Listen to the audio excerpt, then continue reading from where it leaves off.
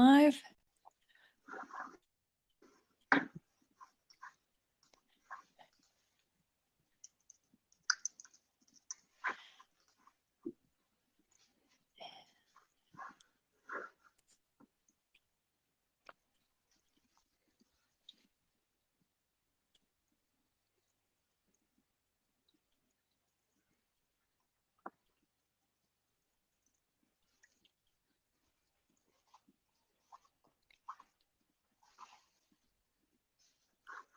Hello, everyone. We are live here on the Innovating Advice Show. I'm your host, Kate Holmes, here with the man, the legend, the one and only Michael Back. And I hear they call you Backy. I get a lot of backy. Yeah, I get a lot of backy. I think in my life, I've had different nicknames in different stages, but I've had this for the last decade, so I think it's here to stay. Yeah. Are you okay with it? Some people have nicknames they don't Yeah. love. Like growing up, for some reason, people called me Tater Tot. No idea where that came from, but it was nice to grow out of that one. That's hilarious. Yeah, we call them potato gems in Australia. And you, Oh, you are a yes. gem, so that's probably See? quite appropriate. That I would have been good with. Michael, thank you for being here. It was fascinating when I posted this on social media that I was going to have you, and the comments rolling in that you are a legend, you are gold. This is going to be an awesome conversation. So, really excited to chat about so many things. And you've got great experience in client experience, which honestly is something I'm a little bit obsessed with. And you have this tremendous background in marketing. You're a multi-award winning marketing consultant. So lots to dive in there as well. But let's start with that client experience, because it's something I think about all the time. And I've been thinking about it a lot lately because we just moved across the country to Florida. And when you do a big move like that, you need to get a new doctor and dentist and hairstylist and all that stuff. And it's always such a fascinating experience going across all these industries and professions and seeing what that experience is like. Who makes it hard to work with Mm, them? Who makes mm. it easy to work with them? Who's enjoyable to work with from that very first experience? So let's start with, what are your thoughts around what is that very initial experience and impression that financial advisors give off, and what could they be doing better?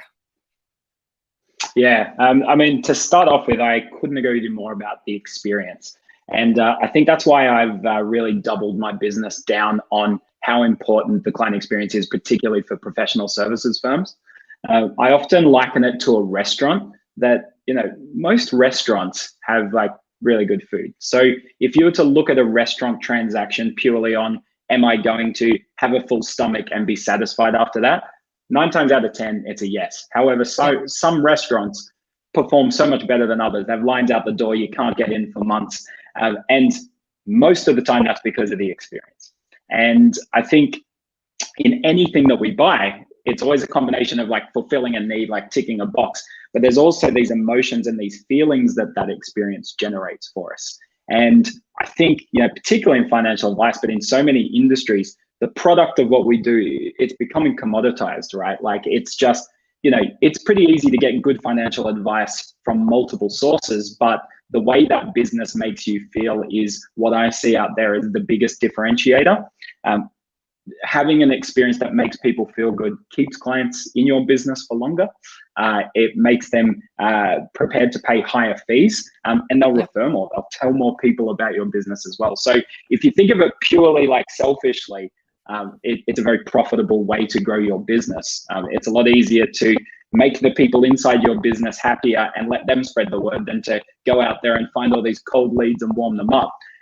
But I suppose in a more energetic sense, it just makes your work so much more fulfilling. And when you're getting all that goodwill from your client base, and the difference you're making, and your business is less of a money coming in and out and more like a bit of a love in with your team and your clients, it's so much more fulfilling. So whatever way you slice the pie, I think like focusing on your experience is absolutely 100% the way every business needs to go. And particularly, when we're looking in the future and things like robo advice coming here to do the investment recommendations and the insurance recommendations and all of that better than a human could, I suppose what I'm saying is I think businesses really need to double down on their humanity, because that's the one bit the robots will never be able to replace.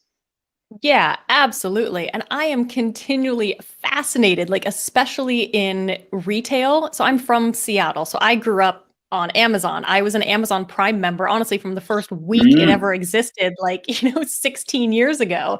And yeah. obviously that's grown bigger than we ever thought it would. But having done that for so much of my life, I do support, smaller shops, and I try to go to local places. And it's like I'll do this a couple times a year. Mm, And every time I mm. do, I hate to say it, I am continually massively disappointed. And I just want to talk to these people and be like, we have another option. Like, we don't have to come into your store. So the fact that we do, Yes. you should make it a better experience. And yet they don't. Yeah, it's exactly right. And I think in all the work I do with businesses, one thing, so, when you start your business, you've got a hypothesis. And then, the best part is proving that hypothesis wrong, or realizing it was like 5 or 10% off. And I think when I started my business, I thought that the industry that I'm in, financial services, was really lacking ideas for how to improve the client experience. And that's true to some extent, but the thing I actually see more out there is that there's so many different ideas, and there's two things the whole business is back. The first is they don't know how to triage those ideas. So they don't know which ones they should pause for 3 months, which ones they should do right now, which ones are kind of not fully formed, and maybe that's a 2 or 3 year plan kind of idea. Yeah. So working out like which ones should be the focus now, which ones should be the focus later, is something that a lot of businesses struggle with. But also just that implementation piece, just that whole idea of, it's, if I wanted to, I could spend 8 hours a day in my inbox. And, once you start replying to emails and you start doing that, it just becomes this kind of never ending loop. For a business that wants to invest very heavily in any form of growth or improvement, whether it's in the client experience or anything else, I think the most important bit is having, and there's no one silver bullet here, but having a range of ways that you and your team get things done that are bigger picture on the business priorities rather than the client work. That's the only way it works as well. So it's a bit of a clarity barrier where people are like, I don't know where to start, but it's also a capability barrier around, we just got to turn these ideas into action as well. Well, and you add some shiny object syndrome on top of that, and it's easy to go, I'm going to do this. Oh, wait, no, I'm going to do it that way. I'm going to use this platform. Yes. So how do you determine what the most important thing is and just focus on that until execution is complete? Yeah, that's a really great question. So the first thing I'd say is surround yourself with a range of opinions before deciding what you should start on. I see so many business owners go to a conference or a professional development day, or listen to a podcast, or watch a live stream like this, and they go, oh, I got this great idea. And they'll run back to their team, and their team will be like, okay, yeah, cool. Yeah, we're going to start using video. Great.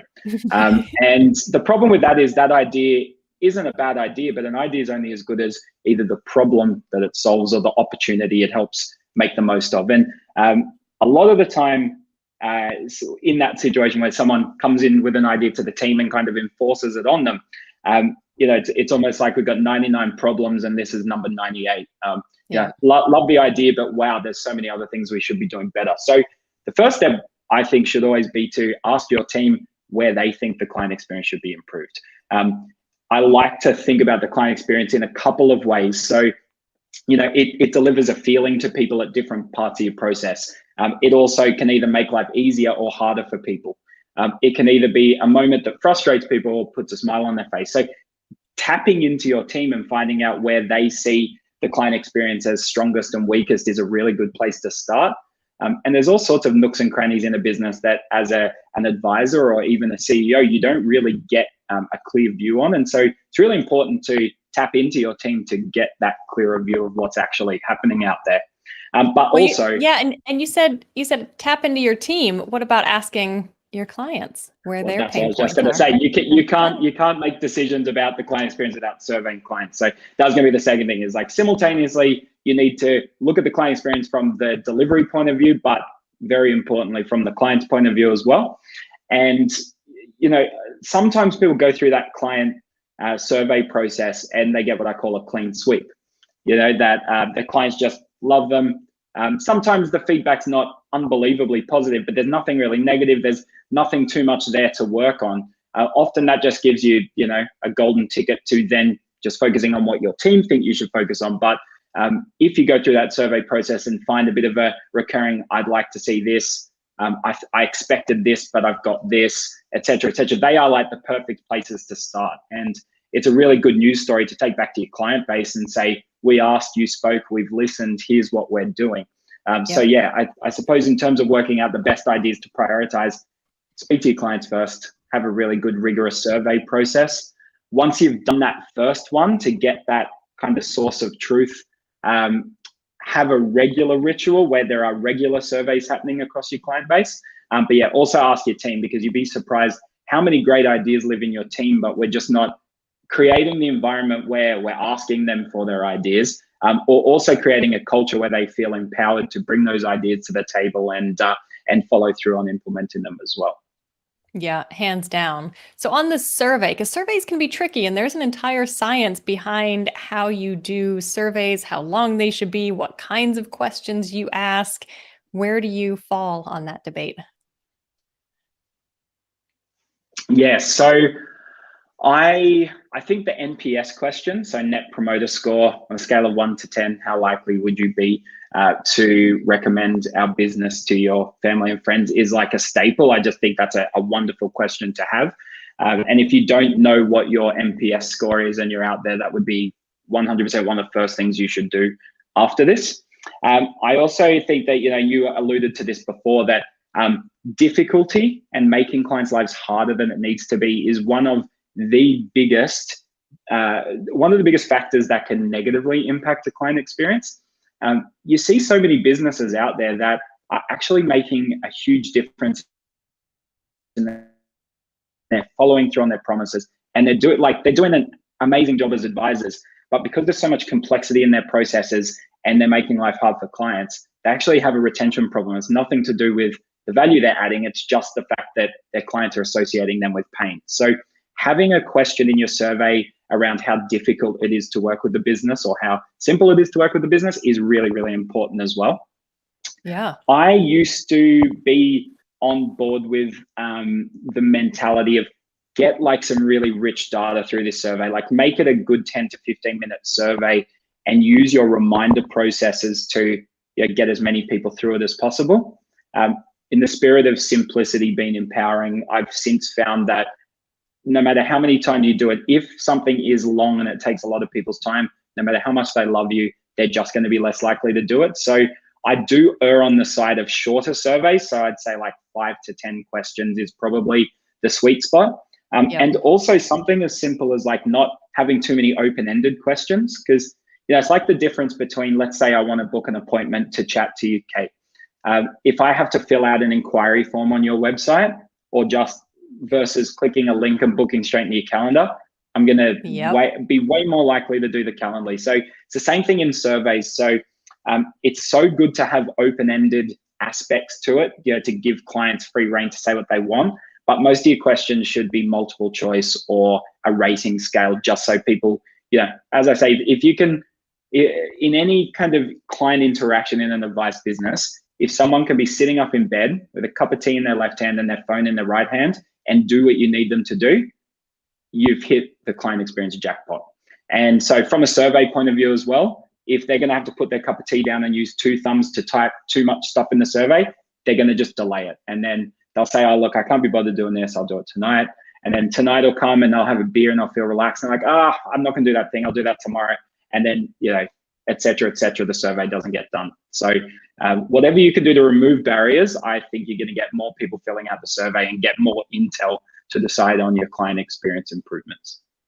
Yeah, absolutely. I'm all about that. And it is so funny. That's one of the things I've harped on for years now, because I started using online scheduling back in 2013, is just make it easy to work together. And I've been presenting on that for, since 2014. I won't work with anyone that I can't schedule online. And that's what I've been going through in this move here of looking through all these different services. And it's been fascinating because some of them are like, hey, you have to fill in this online thing and we'll call you.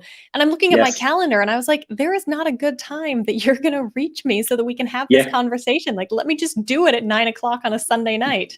Yep. So that's just one of those huge things that I just so strongly recommend. You mentioned Calendly. That is just like the best value, the best bang for your buck you can It get really is. Yes. in your business. It's like a Mm. $96 a year to make your Yeah. life easier, to make your client's life easier.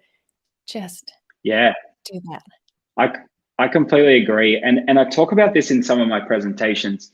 That there's this this study done, which is now referred to as the Zeigarnik effect, and the study was done at a car wash in the States, and there was a large group of people divided in the middle, and half of them got a loyalty card which said buy 8 car washes and get the 9th one for free. And then the second group got a car wash card and it said buy 10 car washes and get the 11th for free. But the difference was they had their first 2 car washes pre-stamped. So a little bit of like we'll get you started on that. But ultimately the exact same thing. Both groups had to pay for 8 to get another one for free. And yet that group who had the 2 pre-stamped car washes on their card were twice as likely to finish the card as the other group. And the conclusion that the study came to was that people have an innate dislike of closed loops. Of open loops. So Yep. once someone has started a process, they're far more likely to want to finish it. Whereas if they never start in the first place, it's very easy for them to give up. So if you, Kate, or anyone out there can think of a time when you've been in the middle of a Netflix series and you're not actually enjoying it that much, but you're like, I just want to get it done.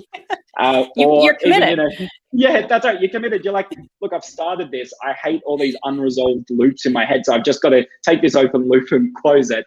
But it's the same with your client experience. So if you make that first step of reaching out easier, they've got the first stamp on their car wash card for your business. Now, it doesn't guarantee that they're going to then become a client, but if you believe the Zeigarnik effect, they're probably twice as likely to see it through. So whether it's like some process for an existing client or it's a prospect engagement process, making that first step as easy as possible for that person to implement is a very, very powerful thing to do.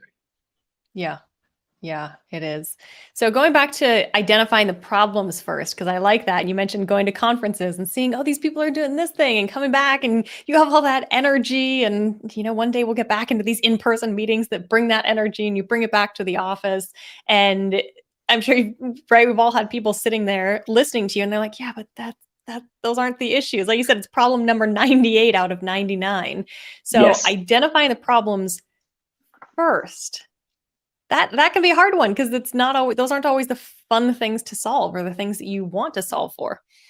No, they're not. And it's funny you say that because sometimes when I work in a business, I can tell that there's like some bright, shiny objects that they're probably going to enter the planet some point soon. They're just not the most important things.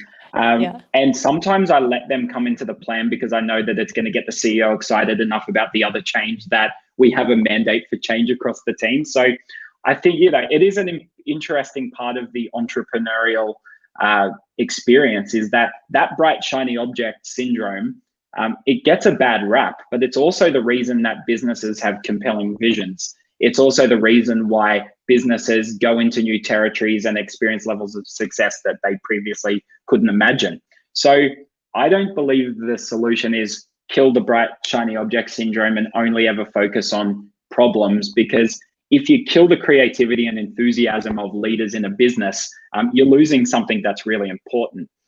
Something that I have got very good at over the years, and if I was to look at businesses where the ops manager or someone in the team who's responsible for taking ideas and making them happen, I think it's really important that people like that create a safe space for their leaders to share ideas, because when someone's a bit more mechanically minded and almost thinks like an engineer or is thinking very process implementation, it's very easy to hear an idea and go, we can't do that now. But a lot of the time when a leader is sharing an idea, it's more around getting it out there so they don't lose it.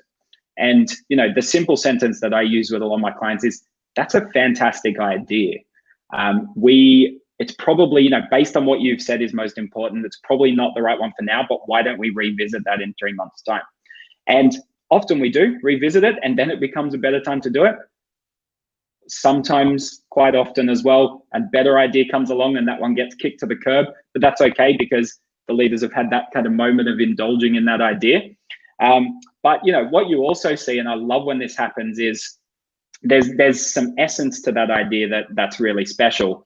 And then there's some other idea that comes from the team, and all of a sudden you see this opportunity to combine them and go, well, hold on a sec, what if we were to bring that into this, and we're kind of getting the same impact from that bright, shiny object, but solving a real problem at the same time. Whichever way you look at it, I think most of the time, business leaders understand the need to focus. They aren't always the best people to focus, but if you have some kind of underlying mechanism in your team to focus on the right priorities at the right time and capture great ideas and not necessarily kill them as they're discussed, but entertain them temporarily, but then make a series of decisions as to whether they should happen then and there or not. Most of the time that keeps the leaders happy, but it keeps you focused on the right things. Yeah, well, and kind of like you were just saying, the thing that I actually really love about shiny objects is that it's those things that can kind of get your creative juices flowing sometimes, so that when you identify those problems, then it can be those shiny objects that are the solution, like you were just mentioning. So if we take video, for example, I've been talking a lot about video and teach a video creation masterclass. And I know you're a fan of video. Video can be seen as this shiny object, but really when you think about the client experience and you think about the pandemic, and, there are a lot of people out there that felt like they didn't hear from their advisor enough. And, for some people, getting a long email or a long newsletter isn't compelling versus actually seeing somebody's face. And, I often say that video really is the next best thing to being in person. So I think video has been important long before the pandemic and will be important long after. But that to me is one of those great examples of like, well, if you find out your clients want to hear from you more or want to know more about you, then, you could take this shiny object of all those great tools out there for leveraging video in your business to improve the client experience. Yeah, absolutely. Yeah, I often, video just blows me away. Like I remember as a kid watching the Ninja Turtles, and they'd all talk on the intercom, to April O'Neil and to Splinter. And at the time you're like, imagine if that ever happened, that'd be the coolest thing. And now like we all have an intercom in our pocket and can have Ninja Turtles type conversations with each other. Like it really is quite amazing. But yeah, I think, going back to what I was saying before around doubling down on your humanity. Ultimately, if anyone out there's job can be captured in a process and turned into a series of steps that don't require much human thought, they're either going to get automated. Their job's going to get automated or outsourced before too long.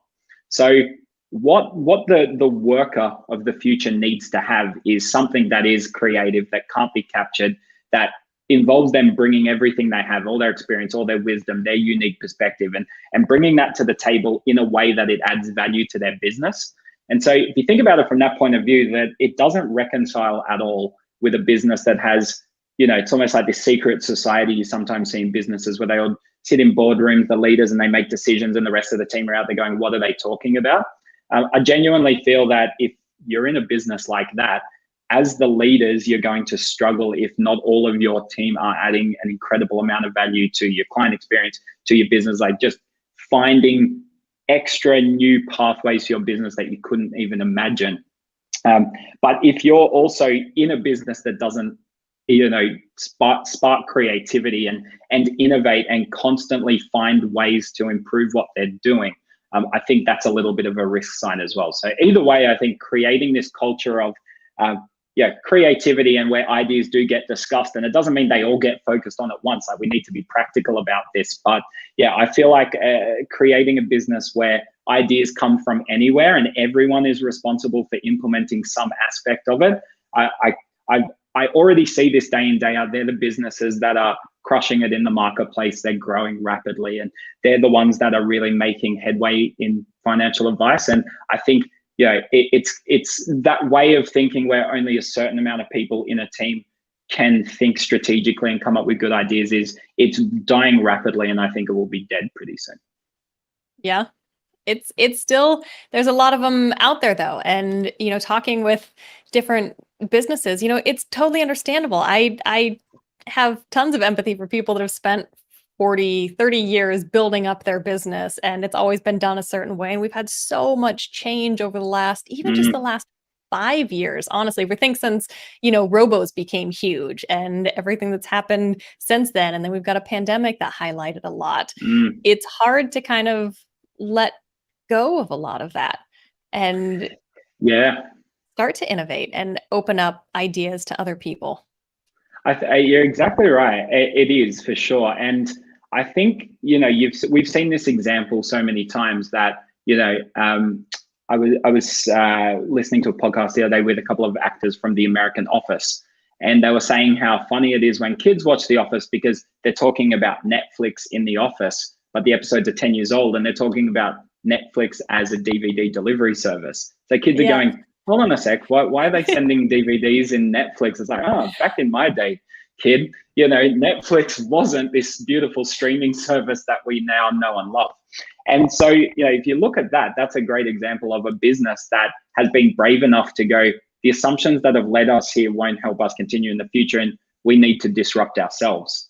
And there's a lot of stories about Kodak, how they had all the technology for digital cameras, but they just held on to their long-held beliefs that film was the way of the future, and they got decimated in the marketplace. So, but the good news is, like, if you're a business out there and you know that what got you here won't take you forward, I genuinely don't believe that, I believe so firmly in evolution rather than revolution. So I don't think you need to throw the baby out with the bathwater. And I'm certainly not a doomsdayer as far as a lot of people go, oh, you'll be gone in 2 or 3 years' time. I think, what do they say, that most businesses underestimate what they can achieve in a year, but overestimate how much is going to change in 10. And so I think, really, when I bring it back to the client experience, a lot of people enter that type of mindset of, yes, we do need to improve our client experience from this point of view of, it's this rapid, radical change, and we're going to fix 20 things at once and then sit back and fold our arms and high five each other. But it's, if you believe that the experience that your business provides is super important and is only ever going to get more important, you got to be in this for the long haul. And so, like a lot of change, whether it's getting fit or learning a new skill, it's not about a huge amount of effort in a short amount of time. It's about a small amount of effort deployed consistently over time. So, if it is overwhelming, like, where do we start? Like, just find a starting point. Just find one thing that's going to improve your client experience, wherever that pain is that you kind of work out in your client survey or your team survey. But just that simple thing, you go, well, let's just fix this one thing, and then you fix it, and then you rinse and repeat and go through, and just taking those little baby steps along the way.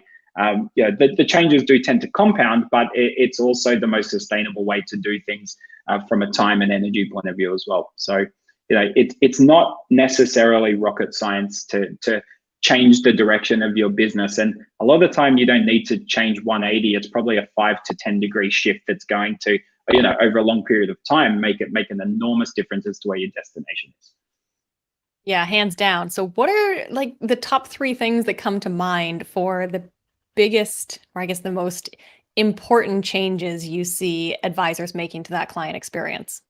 Yeah, good question. So I think definitely creating the culture. It's not only the best way to make sure that you have a wide range of ideas that are very well informed and kind of bedded down in different parts of the business, but it's really, in my view, the best place for your team to collaborate on improving the business, because everyone in every city of business has some impact on the client experience. And also, as leaders in busy businesses who have a million different hats to wear, it can be very hard to find the time to focus on these things that are always important but not always urgent, improving your client experience. So I think it's a powerful idea for a number of reasons. Firstly, you're going to get better ideas in the right areas, but you're also going to share responsibility for implementing them. So that would be the first thing, is that if you just have someone in your team whose job it is to improve the client experience, they're going to have a huge amount of resistance. Their ideas are probably going to be good, but they're not the right ideas at the right time. And it's well and truly a team sport. So if you are on your own in business, a solo hero, you're in a good place to start. But when you're hiring people and growing your team, think about the client experience from that point of view. But yeah, you need to have rituals. You need to have constant conversations. You need to have people put on a pedestal when they're nailing the client experience. You need to have one-on-one chats with your team where you're speaking about how they're improving the client experience. There's a bunch of ways to do it, but it has to be the expectation that we all equally make decisions and improve the client experience, because it's a non-negotiable. Yeah, and that's, something that I just don't know that we talk about enough. And I had Stacey McKinnon on the podcast late last year, the COO at Morton Capital, talking all about the actual power of empowering employees and creating the culture that you just mentioned. And the fact that we all spend so much time in our jobs at work, whether virtual or in person. And if you have a good experience, then when you sit down at the dining room table for dinner with your family that evening, you're going to be a happy person and project that onto your family, and they're going to be happy and they're going to go out into the world versus coming to that dinner table. And I love that visual that she provides, exhausted and feeling not valued and, overworked and underappreciated, and the knock-on effect of that. Yes. And then, take that with your 100%. clients and everything. So I love that that's your first one, is making sure that you've got that culture of empowerment with your employees and your team and getting input from everyone. Yeah, I literally, I say it very similarly. I call it the win-win-win of business, is that if you can build a remarkable client experience that can scale with your business, it's like we talked about before, it's a very profitable way to grow your business. So it keeps the owners of the business happy. Obviously, by its very nature, the client experience is about creating a great experience for clients, so your clients are happy. But by allowing your team to interact and play with the client experience and improve it in their own way, and not just do stuff in the client experience, but learn more about their own value and get new skills, and basically leveling up themselves in the process of improving the client experience, they're going to walk out of your business one day a far superior version of the person who walked in. And so if you think about that, like, every stakeholder in that business has genuinely benefited from this process. And in many ways, like, when you start a business, I don't believe most people start a business to make a hell of a lot of money for no other reason. It certainly is great to look at the dollars of your business, but most people start a business because they want to have an impact, or they want to do things in a way that they're not seeing it being done out there. And the client experience is the perfect laboratory, playground, call it what you will, to realize that vision. Fantastic. So that was the first. So what are the second and third of the top three? Yes. So I think this comes back to the briny shite object, not that one, the bright, shiny object thing. I see a lot of businesses get distracted by sending gifts to clients and setting up these really sophisticated client engagement portals and blah, let's send birthday SMSs, and all that stuff's great. And it's certainly part of what I'd consider to be a remarkable client experience. But a lot of the time, these businesses haven't got the core product or the service of what they're doing right. So I think it's really important that you do kind of sift through the ideas and make sure that you are solving those right problems in the right order. I think once you know that your client experience is repeatable and scalable, and it's delivering a consistent level of something to everyone, no matter who's on holidays, no matter how busy things get, these are the places where a client experience can fall over. And when it's very manual and when it's one person in the business, it's quite easy to make your clients happy. But as the business grows, a lot of the time you see the client experience decline. So until you've got that consistency, it'll actually start to annoy people if they get a video sent to them talking about some great market update, but you haven't replied to their email that they sent a week ago. So you've got to get the basics right. It's almost like Maslow's hierarchy. Your clients are paying you for a degree of food, water, and shelter. Those basic expectations that if they're not there, they're not going to keep paying you. And I think Yeah. you got to make sure that you nail those before you move up the pyramid onto the more exciting things. Yeah, that consistency, scalability, and what was the third one? Repeatability. Consistent, repeatable. Thank you. Yes. Consistent, Yes. repeatable, and scalable. So important. It was probably my first 6 months in the industry way back in 2006. And I was at a conference and this woman just kept talking about a bus binder. And I was like, what is a bus binder? And just talking about an actual binder. And it was the if I get hit by a bus, everything is in the binder so that nothing in her business skipped a beat. And that has always stuck with me. And I love that because yeah, it's so true. And the risk to your business goes up so greatly if it is that one person that is doing everything. And, Yes. if they can't be in the office for a couple of weeks or they Yes. leave or anything else. Yeah, it's so true. And if you look at a business like McDonald's, they never really surprise and delight. They never go, you just bought one cheeseburger, but we've decided to give you two. You just know what you're getting. So McDonald's, if nothing else, is one of the most consistent businesses in the world. And the quality of their product is very questionable, but the quality of their experience is without question. Wherever you go in the world, you know what you're going to get. And Michael Gerber in the E-Myth talks about building your business like it's a McDonald's, almost like you want to franchise it. Now, you don't have to franchise it, but even if you think about being an advisor and hiring another advisor, that's almost like a mini franchising style situation where that person needs to deliver things the way that you're delivering them. And so the earlier you start on this, the better. I was telling you this a couple of weeks ago, Kate, that when I started in a business, financial advice business in 2007, they had 30,000 clients and no CRM system. My heart skipped a beat. I was like, I cannot imagine. It was like, I was literally there till like 2 a.m. in the morning with like 30 to 40 different product provider spreadsheets, condensing them down, removing duplicates. It was like, I felt like I was a hacker trying to crack some big government system. That's the amount of challenge and complexity and toil that went into synthesizing all of that disparate data into one CRM system. But what that really speaks to is the fact that every day that you wait to get on top of these basic things, they get harder and harder to rein in, and it gets to a point where it's like herding cats. So, we're talking like bread and butter here, guys, but if you don't have a client experience that is managed by a CRM system and has an element of we do this step and then this step and then this step, and this email gets written this way, and here's what happens for every client before this meeting, and here's the structure of that meeting. And hypothetically, if an advisor dropped off the face of the planet and anyone else in that team had to sit in that room and run that agenda,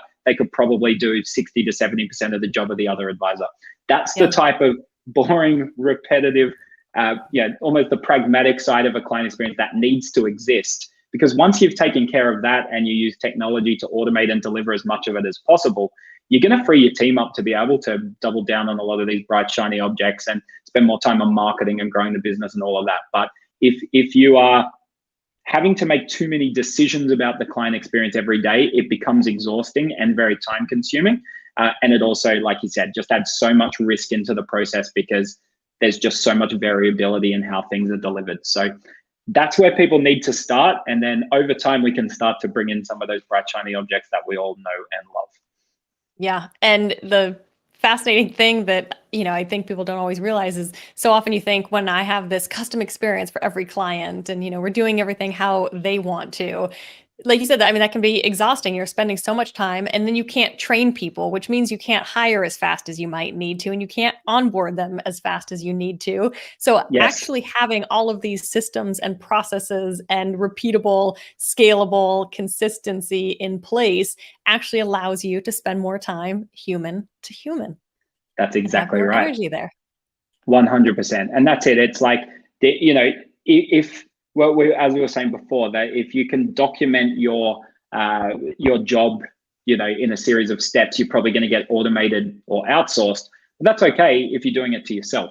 So take all of that kind of stuff that you don't need to be doing and use your technology stack to deliver that much more consistently than you'd ever be able to. and yeah, move your own way up the pyramid of value of what you're focusing on. And yeah, doing those things that technology won't be able to replace, but require you to kind of look within and do some deep thinking and deep work to deliver them. Yeah, fantastic. Michael, I love it. So in the show notes for the podcast and on the website, I'm linking to all of your contact details, including your website and LinkedIn and everything. But is there anything you would like Excellent. people to know, or your favorite way to be contacted if they want to learn more? Yeah, I love LinkedIn. I think that's a really great place to collaborate. But yeah, my website's probably a great place to start if you want to find out more about myself and Human to Human and what we do.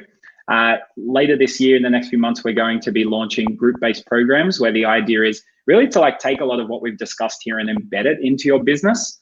So it's going to be a 90-day group-based program to help start to build what I'd regard as a remarkable client experience. This is going to be a program that's not about sitting there and listening and kind of writing down ideas. You're going to be very physically involved in building things in the sessions. It's going to be a lot of accountability to delivery. So you're going to walk out of it with these things ticked off rather than a longer to-do list of things to do. But when we spoke at the start about starting with a survey, starting with understanding how your team feel about the client experience and working out that starting point, that'll actually be the starting point of this program as well. So we're going to be launching this in the next couple of months. If you want to pre-register your interest, there's a nice little banner up the top of my website where you can pop in your contact details. But yeah, I say all the time that I just love making this industry smaller. And so, yeah, if anyone hasn't connected with me, I'd love to connect with you on LinkedIn and get to know you and what you're doing, and hopefully share some ideas and answer questions if you need. Yeah, fantastic. Well, thank you so much for being on. We've been talking about this for months, so thrilled to finally make it happen. And yeah, thanks for all of your encouragement to bring more humanity into this profession. No problems. I think, yeah, when all is said and done, that's all we're going to have left. And yeah, I think the more businesses can step outside of what they're doing and just realize that, B2B, B2C, whatever it is, you're a human, there's a human on the other end, and that human has feelings. And if you can help them deliver the feelings that they're looking to get more of in their life in a way that touches them deeply, it's a pretty damn good starting point to growing a business. That is awesome. Thank you so much for being on. No problems. Thanks so much, Kate. I've loved it.